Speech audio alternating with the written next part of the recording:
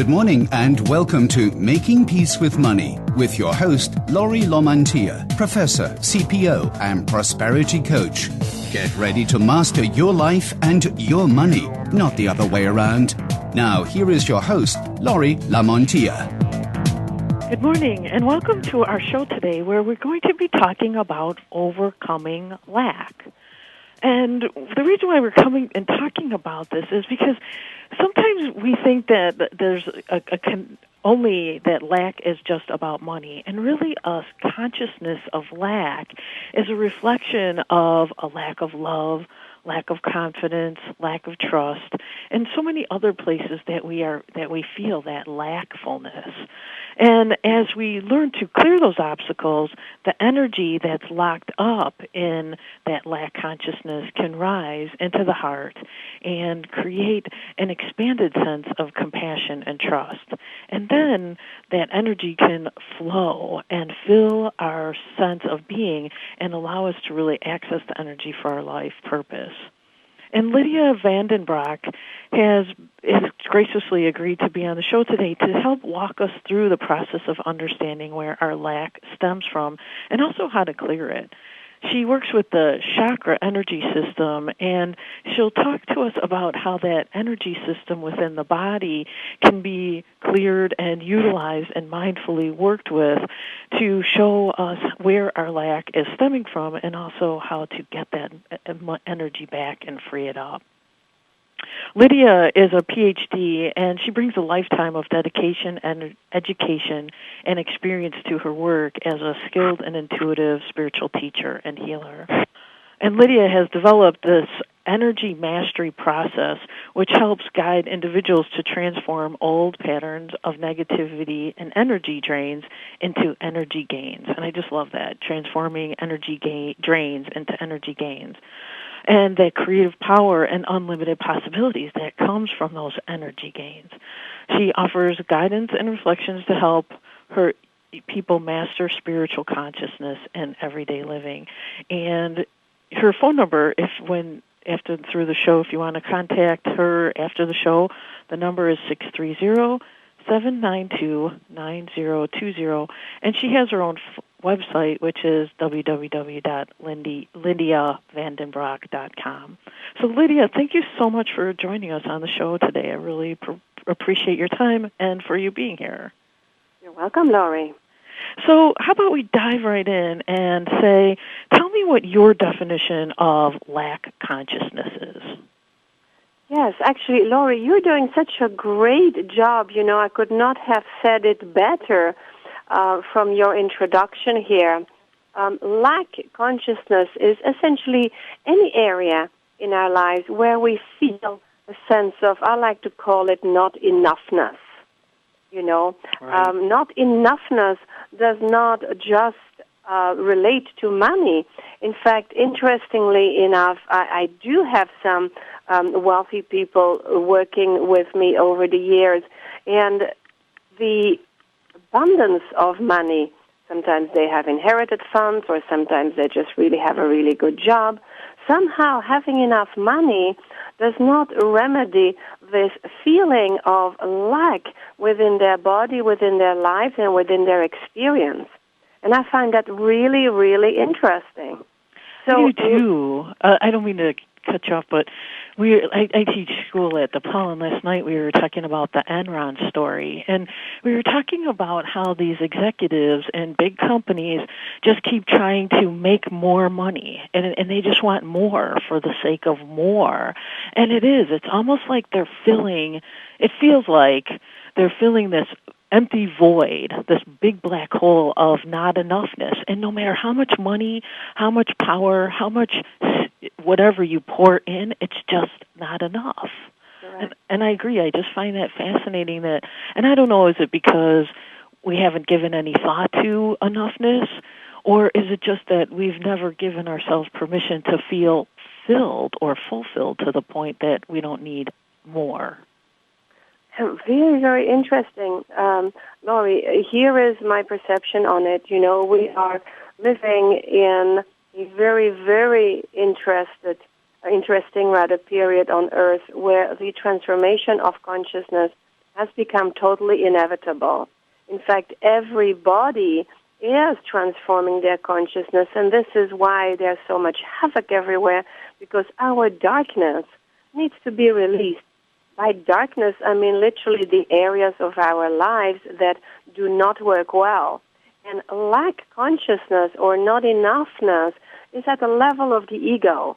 Now, the ego is a life form that lives within us, that we all have an ego, but that ego is not able to transcend itself and to shift, if you will, from holding the perception of not enough to shift that into a perception of grace and easy flow. And so all of us essentially have been recreating the same, first of all, belief system, right? And from that belief system stems the emotion, usually, of course, pertaining to lack. It would be fear, incompleteness, not enoughness, everything that goes with lack.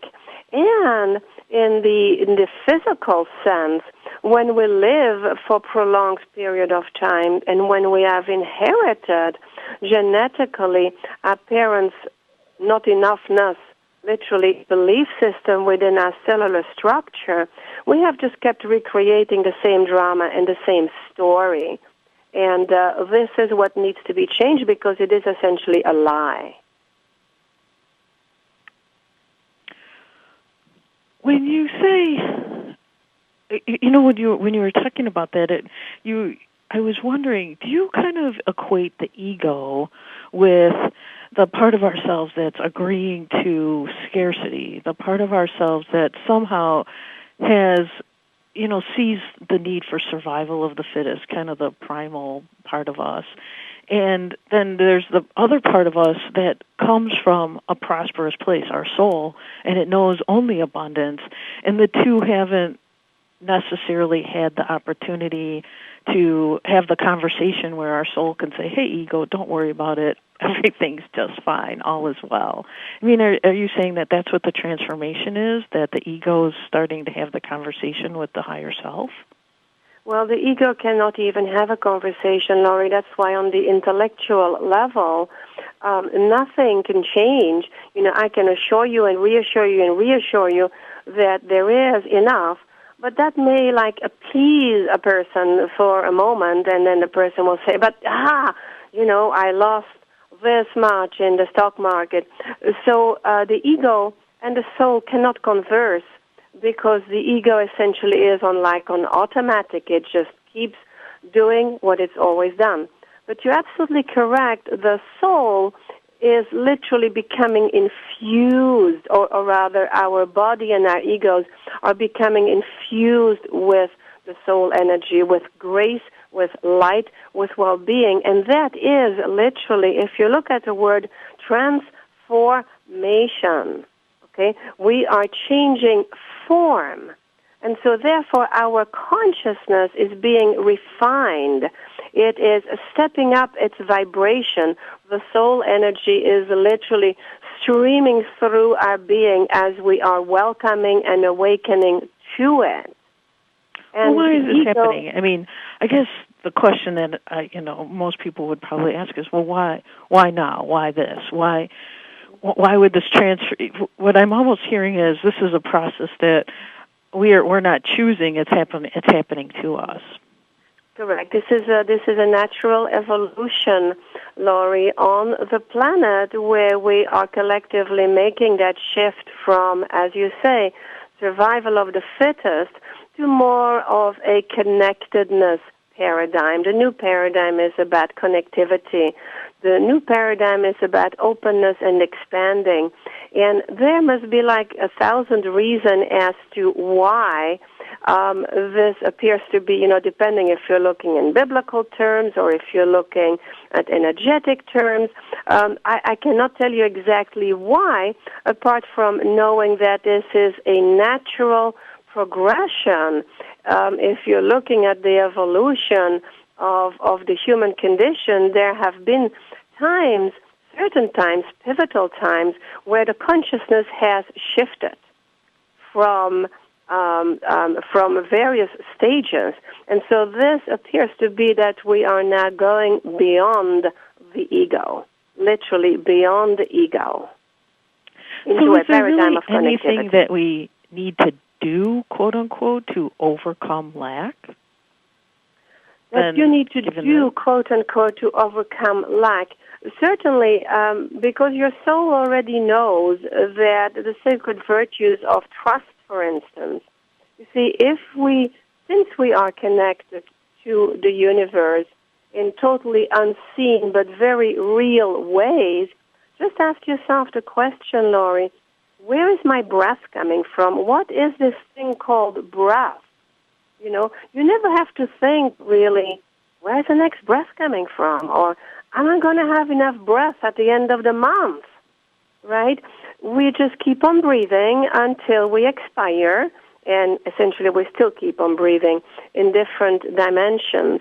But as we are connected to the universal flow, the most honest thing and the most kindest thing that we can do for ourselves is to remain open to that flow and not lock it up with our very limited thoughts and our very limited perceptions. Which come that from the essentially ego. block the flow. Right. And is the ego about cutting off flow? The ego is about cutting off flow because the belief systems of the ego, which is always lack, which is always doubt or fear, essentially it is fear with its many, many faces, you know. Yes, whenever we hold within our consciousness, within our thoughts, therefore within our emotions and within our bodies, the perception of lack, because it is so much against the flow, it blocks the flow, correct. So we're headed into a break here, and let's talk about flow. So we know kind of our egos are holding us, or can be, you know, let's say unconsciously, holding us in this place of not flowing. When we get back from the break, let's talk about what does flow feel like and how do we experience more of that. Absolutely. So stay with us. Sure.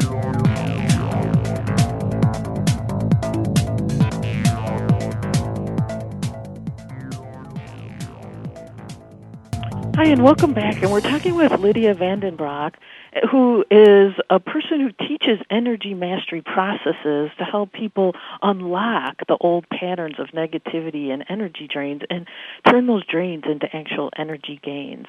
And Lydia has her own website. It's www.lydiavandenbroek.com. That's LydiaVandenBroek.com. And Lydia, before the break, we were talking about lack, which is not enoughness, and the opportunity to move into flow, which is merging into the stream of abundance and plenty. To me, that's what flow is. But I'm kind of wondering, I'd like to know from you, how do we merge and become more comfortable with flow? We have literally never known flow on any consistent basis, though, Laurie. How we really know when we're in the flow is when we feel so awesome, we feel so vibrant, you know, just when something really, really wonderful has happened, you know, we have done something for somebody and we've watched the joy in the eyes of the other person, or we just made something awesome happen for ourselves. Like right now, I really feel in the flow. I'm doing what I love. You know, our dharma or life purpose is essentially in our bodies. It is part of our lives, but somehow it's been masked and hidden by all these old perceptions of lack and fear. So how you know that you're in the flow is like you said, when you finish your radio show, you feel awesome. You've just done something really awesome. And then you're in the flow. At that point, your creative power is at a peak. And therefore, your vibration is high. And you are extremely or so much more likely to attract circumstances that vibrate with that. In other words, success will attract more success, but misery essentially attracts more misery. So, and I feel that. I get that. You're right. After the show, I feel like, man, I could do anything. I could call anyone and they'd say yes. It wouldn't be a problem.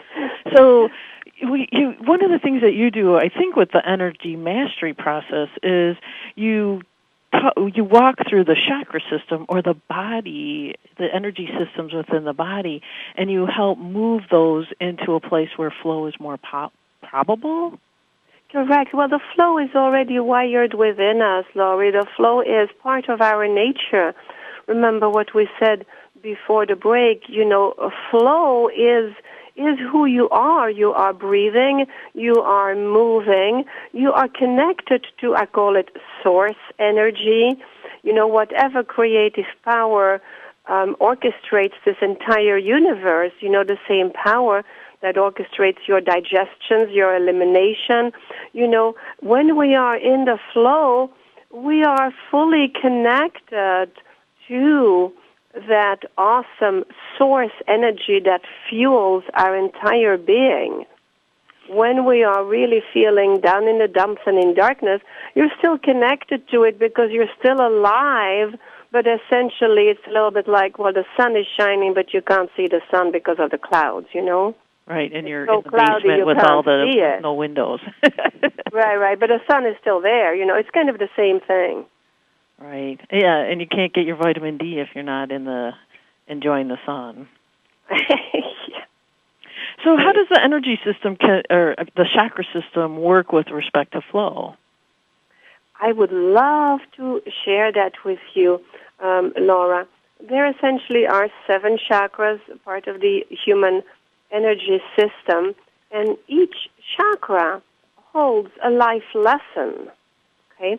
Now, each chakra registers also every old belief system and emotion that we have had, but it also holds the purest potential and the awesome ability to go beyond that limitation and to connect to that potential. So if we just gently walk for a moment through the human body and the chakras essentially are pretty much located in the center.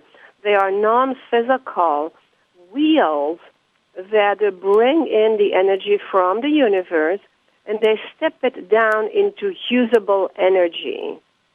So the chakras, number 1 and 2, just by the pubic bone there and by the navel area, essentially have registered feelings of lack of safety that most of us have because, arriving on the planet can be pretty scary, the birth process, sometimes not being welcome in this physical form, and mostly, of course, feelings of abandonment and not feeling connected. And most of us, of course, have experienced or are still experiencing those feelings of maybe not belonging to the family, feelings if we don't fit.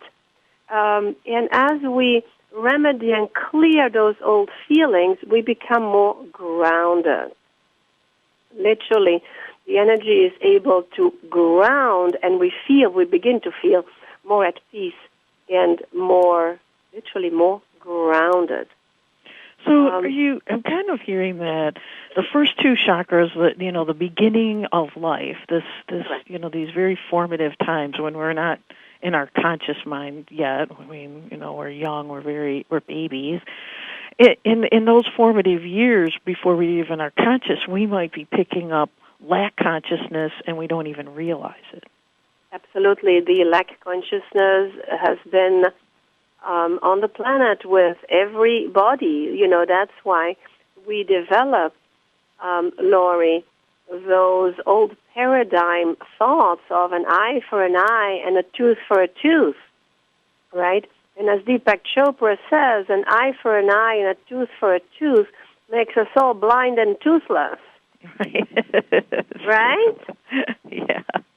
Well, the thing and I think the cool thing about the body energy system, which you're really showing us and sharing with us, is our minds aren't necessarily aware of what's going on in the body all the time. Our minds are thinking, but the body it's doing its thing. And when we're kids, babies, we're like little sponges. Our minds aren't thinking, but our bodies are immersed in the energy of our families and the energy of our community and the energy of our world at the time. And they're absorbing whether our minds are thinking or not. Correct. Totally. Lori, you're awesome. Absolutely correct. So unconsciously we are forming these belief systems, that we then hold to be true, but they're not true. And we even defend them. In fact, we even die for them, And those belief systems essentially have been untrue. And it is only now, with the expansion of consciousness, that we are becoming aware of ourselves. Right. And I think, in all fairness, I think when, everybody around you, your parents, your family, and your community is doing it, as a little kid, the best you can do is say, well, that must be what is true because everybody else is doing it. And I totally hear what you're saying. Just because everybody else around you is doing it doesn't necessarily make it true. It's just true in that, for you, and true in that local situation. Correct. So those first two chakras are really important. What about the higher chakras? Well, as we wander into the third chakras, which is like the third chakra rather, in the solar plexus, it vibrates to the color yellow. The first two chakras vibrate to red and orange. The third one vibrates to yellow, and the old messages that are tangled up in the third chakra usually speak of lack. So when I work with my students and my clients, activating the third chakra to what is also there, of course, at the soul level, which is I love and I appreciate myself. I am anchored, I am grounded. I live in integrity and authenticity. Now that is a soul message wired in there. Most of us, though, have been relating to the ego-based old message, which is not enough, not enough, not enough. Right, and I'm not enough. I'm not good I'm enough. not enough. That's why my life doesn't go, because I'm not enough. Right, and no matter how much money I earn, that's not going to change that message. No, in fact, I'll just have to keep doing it because it's not going to last since I am not enough, and since I am not good enough. I cannot let up for one moment. I cannot sit back and breathe and be grateful because, I'm not enough. I really want to belabor this point a little bit because I think it is what leads to a lot of the greed, quote unquote greed or excess, because people are trying to use money and accumulation to prove to themselves that they are enough. And so they accumulate all these tangible things, or they expand their empires or whatever, in order to fill that black hole in that third chakra space of I'm not enough. And until you make the connection and until you say I am enough, and by the way, all these things that I'm creating, they're just those aren't proof that I am enough. I am enough in and of myself. I think that's when everything will start changing around how much aggression and greed is going on. Do you agree? Yeah, I totally agree. In fact, every war being fought on the planet right now is based on exactly what you are saying. And this is a process, of in this moment, can I choose, really feel in my heart that I am enough? Right now, I am on the phone with Lori, I'm doing this, and I know that in this moment I am serving a lot of people. Okay? So in this moment, there's something going on within my body, and we can all feel it, that says, I am enough. Wow, this is beautiful. How about after the break we continue going through the chakras, because there's still 4 more. Stay with us. Yes. Well, Hi, and welcome back. And we're talking with Lydia van den Broek, who is a spiritual teacher and really has done a lot of work helping her clients overcome these feelings of lack and unlock the energy that's naturally within them. And her phone number is 630-792-9020, and she actually does individual consultations and runs classes. And Lydia, you were mentioning that you have a class coming up. Is it this weekend? Yes, I do, Laurie. This is a wonderful, unexpected opportunity at the Theosophical Society of America, and they're based in Wheaton. It's a whole day workshop, but it's going to be nice and intimate. I think it's from 10:30 to 4. So if anybody feels called to join us, I believe the cost is very reasonable. They would just check it out. It should be on my website later today. I'm not handling any of the registrations or anything, but I believe that the price it's very cost effective. So just check your heart, literally your intuition, and if anybody feels drawn to participate, they would be very welcome. And that's a really good next place to talk about the fourth chakra, which is the heart chakra, correct? And tell me about flow from that from that chakra's perspective. Yes.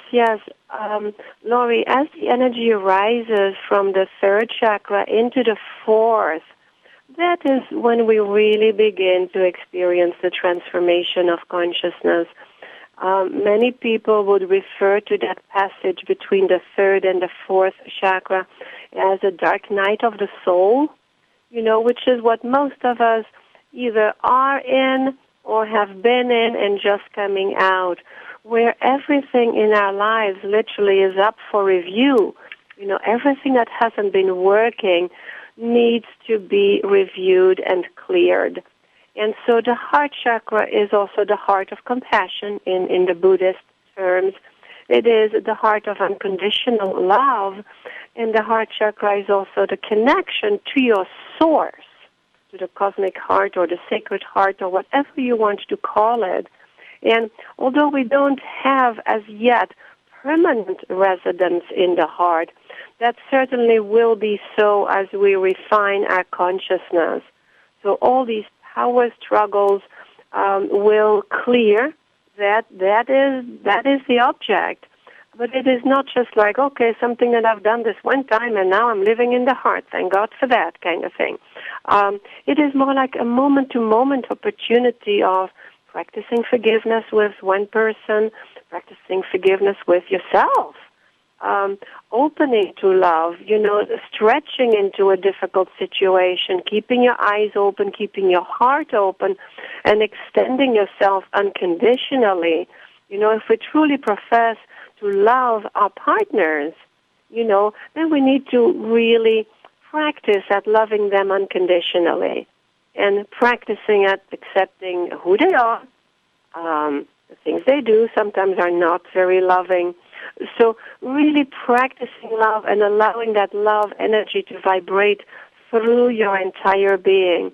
So not only will this affect your life immediately, it will also affect the life literally across the globe. Because every thought of compassion, every feeling of compassion that you can awaken within yourself is also awakening the rest of humanity. It's interesting because one of the questions I wanted to ask was, well, how does lack consciousness show up in the heart? Well, it shows up, Laurie, as lack of love. Lack of love. Lack of love, yes. And I was also hearing it shows up as conditionality and non-compassion. Correct. Same thing, right? That's what it feels like. So, kind of to put more shadow or more color around this, love or lack of love. I think there's so many aspects of love that, like you're saying, on a day-to-day basis we can pull out and look at. And as we choose to be more compassionate, considerate, generous, unconditional, we can help. And right now, as I'm even saying those words, I'm focusing on the heart chakra area, and I could feel my heart swelling up. So, I know that we can actually intend to feel generous, and then intend for our heart chakra to even grow as we're choosing to be in that space. Does that make sense? It makes total sense, Lori. And the awesome thing I always like to remind myself and my students and my clients is we're doing this essentially for ourselves. The world benefits, but as we literally access a more refined vibration, as we are transforming fear into love, we are stepping into a vibration that sustains us in that love. So therefore, events, circumstances, partners, people, work situation, they all begin to gradually align themselves to that energy of unconditional love.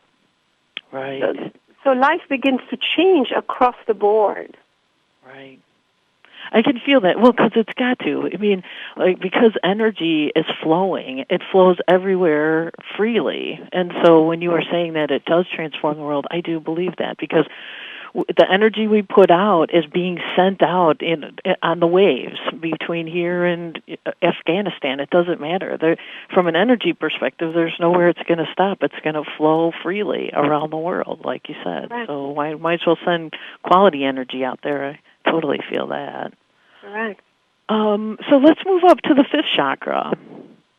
Oh, fifth chakra, my students really joke when I say every time we arrive in another chakra, it's like I say the same thing. Oh, this is really important. So here we are in the throat chakra, Lori, that vibrates to the color blue, like this beautiful, clear cobalt blue.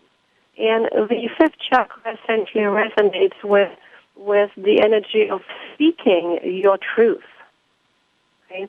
And many of us as children, you know that already. We were stifled or even ridiculed or just told to shut up, period, So the feelings that we deduced from that would again be not enough. I'm not enough to speak. I'm not good enough to even have a voice, right? And although my voice is not the clearest today because I have this little something going on, speaking one's passion, speaking one's dharma, one's purpose into the world is extremely powerful. And that begins by literally speaking your truth to your partner, without blaming him, without shaming him, but no longer just like going on the ground and making some health symptoms on the quiet, because we're feeling resentful. No, to speak clearly, because when we speak our truth without blaming and without shaming, other people tend to hear us because they cannot argue with that. This is your truth. It's funny, without blame and without shame, I think that is the mastery level.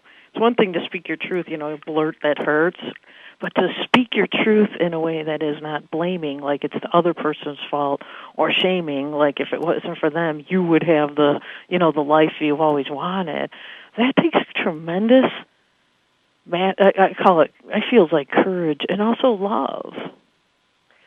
Yes, and also allowing the source energy to give it a voice. We've come to the planet not just to twiddle our thumbs here. We have come to the planet with some significant learnings and some significant lessons.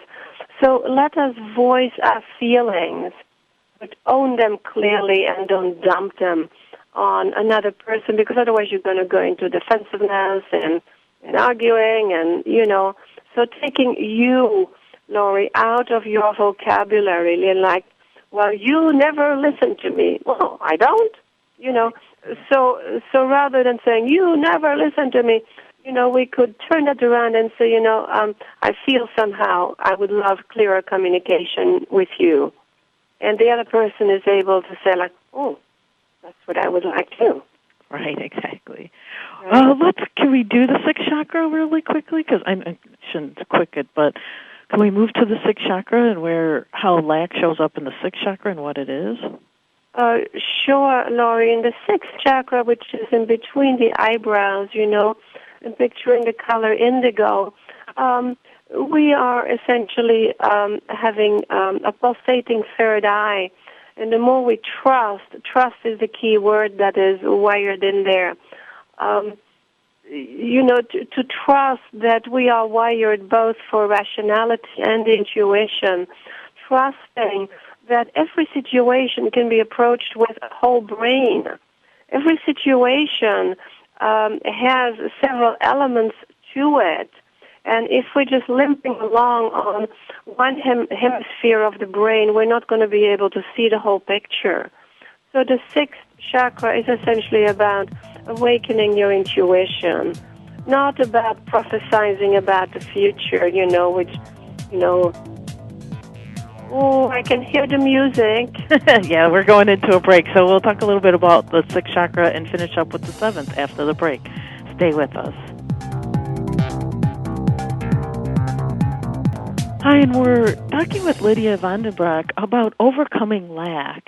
And Lydia was walking us through the chakras, or the energy systems that we can really mindfully use to allow our energy to flow. And before the break, we were talking about the sixth chakra. And Lydia, there's the seventh chakra. Could you tell us a little bit more about the seventh chakra? Yes, Laurie, here again, the seventh chakra is hugely important because, as you can guess, it opens the door to the cosmos. So just having the awareness that our seventh chakra is open to the heavens, if you will keep the flow going, and we receive information for us to process. Even if you look at the word information, there's information taking form within you. And in an easy flowing energy system, the form, if you will, through the cellular memory will be one of light and ease rather than continuing, of course, to reinforce these old belief systems. So the seventh chakra is wired to the color violet, beautiful, bright violet like a lotus flower, and resonates to the sacred truth of living in this present moment. In other words, to allow our reactions, our old reactions, to change into responses. A reaction is usually some unexamined mechanism. Sometimes I jokingly call it like vomiting. Somebody pushes a button and whoops, there's the old reaction. We blame somebody or we blame ourselves or we scream. And as we begin to change those reactions, if you look at the word reaction, we change it into a response. And the response is a mindfully examined. Why did I get triggered here? My button just got pushed. So it is something in you that is ready for transformation. And so our whole life, essentially, Laurie, begins to be one of mastery. And we fall down many times, and we get up, and we fall down again.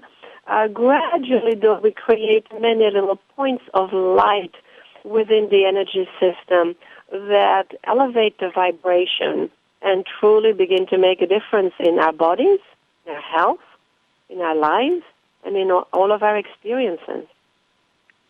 So I had a question. If we took one of the things like lack of confidence and we decided to have confidence, how would that impact our energy system? Would it help get rid of the lack, or would it just be one piece of this puzzle and it wouldn't have any effect on the rest of the lackful feelings we had? It would actually, Laurie, if I can take you back down, your question takes us back to the third chakra, right? Self-esteem. Right. And so as we practice enoughness within ourselves, even in a single little moment where we choose grace over suffering, where we choose to address a situation from our power, true power, rather than from our lack and low self-esteem, actually everything feeds into the total energy system. It's not as if we live this kind of chopped up life. You know, our entire energy system is connected, of course. And so feeling the enoughness, feeling the grace, literally begins to spread through all of our experiences. Right. I can feel it move up and down the body and then out. And you were saying you have an exercise that I'm guessing would actually help cement this into the body and utilize the energy systems. Well, I wanted to end our time together, Lori. It's not so much an exercise. It is, you see, what I do in my practice, I have designed processes to clear this old energy. And so then the path is definitely accelerated in a tangible way. So we cannot, of course, go too deeply into that with the time that we have, but I did want to share with your listeners just one short process. I'm going to just ask the people to, anybody who wants to participate, to be sure that nobody's driving, is to maybe just sit quietly with your spine erect and have your feet on the floor. No crossed legs, please. And I'm setting the energy in motion here, and although I am talking, the energy is now moving and is reaching each and every one person on this call. And I'd like to rest your attention in the heart center, please. And to just simply breathe and receive. Nothing to be done. The energy is now moving. And maybe for 30 seconds or for a minute, you just tell me when we're done, Lori. The energy is moving. Just give me a few seconds of notice so we can bring the process to a close. And just simply receiving, feeling the expansion in the heart. This is just our natural condition.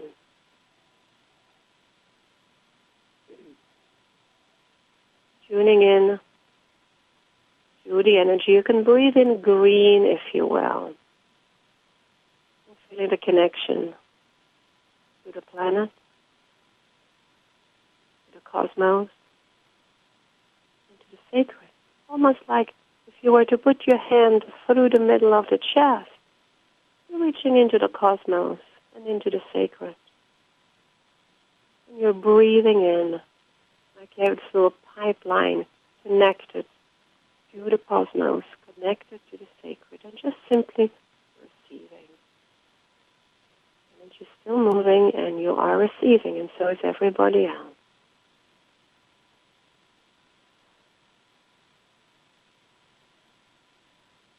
And, of course, checking the breath, making sure you're breathing, and breathing easily. And if checking now that the entire landscape, as I call it, is breathing, that your feet are breathing, that your legs are breathing, even if it sounds a little silly, that we don't just breathe like from the top of the lungs, that the entire body is breathing.